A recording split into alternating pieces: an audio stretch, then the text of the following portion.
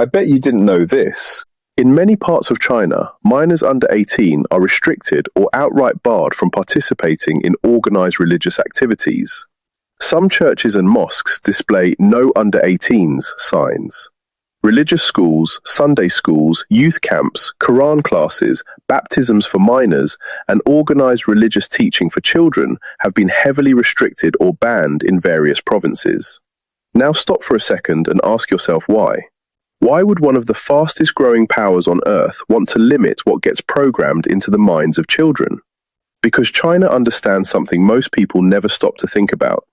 Whoever controls the mind of the child controls the future of the nation. Now look at the Chinese mindset. A child is pushed toward maths, engineering, science, discipline, manufacturing, strategy, technology, problem solving, national development. They're taught, build, create, compete, advance. Now compare that to large parts of Africa. From the moment a child can understand language, fear God, don't question, just believe. Leave it to God. God will provide. Pray about it. Obey. Morning prayer, night prayer, church, mosque, deliverance, fasting, tithing, prophecy, religious doctrine repeated over and over and over again during the most psychologically absorbent years of a child's life.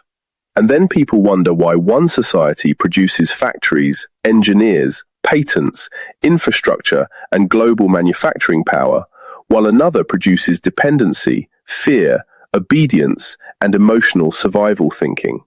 Now, before people get emotional, this is not an attack on spirituality. This is about mental conditioning. Because if a child is trained from birth to suspend critical thought in favor of belief, that child often grows into an adult that struggles to think strategically under pressure. Not all, but enough to affect entire cultures. China teaches many of its children, understand reality. Africa often teaches its children, accept authority. One creates builders, the other often creates followers. And the scary part? Most parents genuinely think they're helping. But if your child spends more time learning to obey invisible forces than understanding economics, psychology, technology, negotiation, ownership, and systems, then don't be shocked when they grow up spiritually committed, but economically powerless.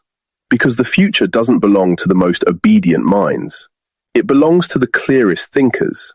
And clarity starts the moment you stop teaching children what to believe